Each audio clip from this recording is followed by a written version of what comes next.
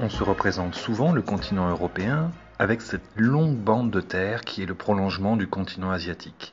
Mais l'Union européenne, c'est aussi de très nombreuses îles, environ 2400. Et c'est près de 5% de la population de l'UE, c'est-à-dire 20 millions d'habitants, qui vit sur une île. Ces régions insulaires de l'Union sont autant des pays comme l'Irlande, Malte ou Chypre, que des régions proches de leur État, comme les îles grecques de la mer Égée ou la Corse en France, ou des régions dites ultra-périphériques, comme les îles françaises des Caraïbes ou de la Réunion. Un eurodéputé français, Younous Omarjee, a présenté un rapport en ce mois de juin 2022 pour demander justement la mise en place d'un pacte des îles entre l'Union européenne et ses territoires. Cet eurodéputé est justement l'invité de notre émission Europe du mur des podcasts. Younous Omarjee, bonjour. Bonjour.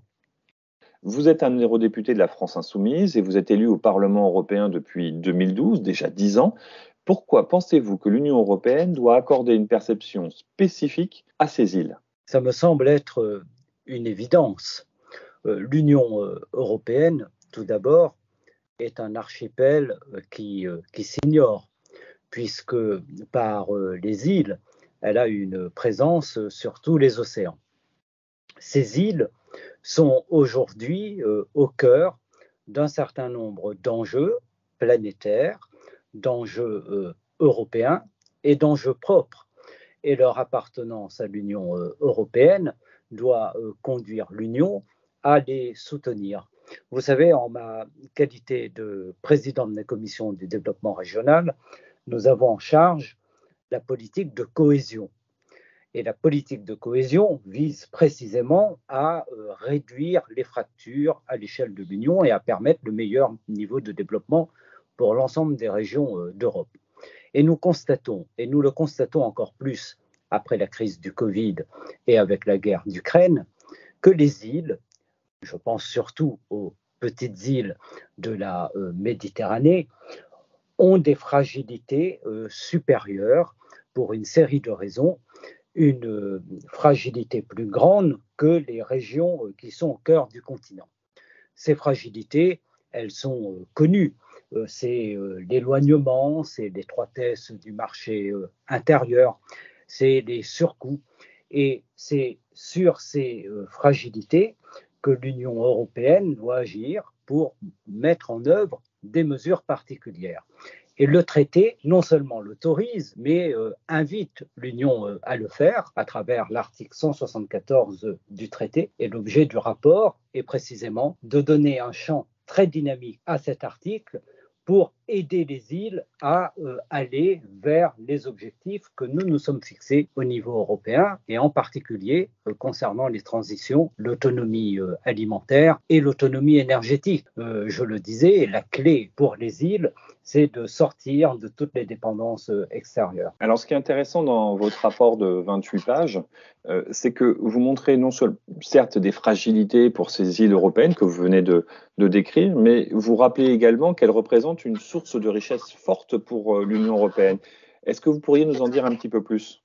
Bien sûr, les îles, c'est d'abord pour l'Union européenne la possibilité d'avoir une très grande politique maritime et de pêche, et portuaire, et surtout de pêche. Et les îles offrent à l'Union européenne un avantage géopolitique et géostratégique évident pour peu que l'Europe se pense en puissance mondiale.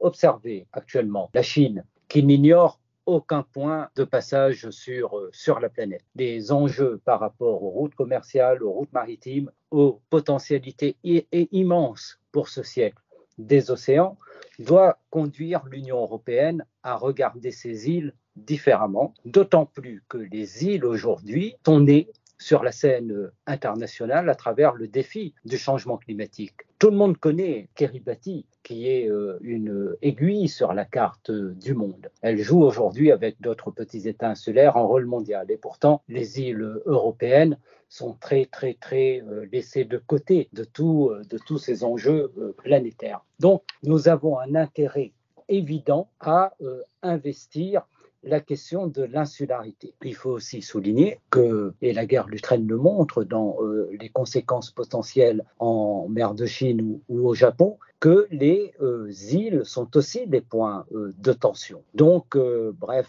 il y a une série de raisons qui me font croire que l'heure des îles a sonné pour l'Union européenne. Alors, j'ai envie de vous demander, que peut faire concrètement l'Union européenne pour aider les îles? Vous parlez d'un pacte des îles, mais à quoi cela revient-il concrètement sur le terrain? Vous vous rendez compte, cela fait plus de 20 ans que les insulaires attendent une initiative venant de l'Union européenne pour les valoriser, pour les rendre plus visibles et pour prendre en compte leurs particularités. Et le Parlement européen, je veux le dire, est l'institution démocratique qui peut avoir ce rôle d'impulsion. Et je suis très fier que l'impulsion pour les îles vienne aujourd'hui du Parlement européen, comme l'impulsion est venue du Parlement européen pour donner de la force à la prise en compte des zones urbaines dans l'Union européenne. Le pacte d'Amsterdam, l'agenda urbain, tout ça est né au Parlement européen et notre ambition, c'est de créer le même processus politique pour les îles. Nous avons montré le chemin politique qui va jusqu'à la signature d'un pacte des îles que nous espérons pendant la présidence espagnole au premier semestre 2023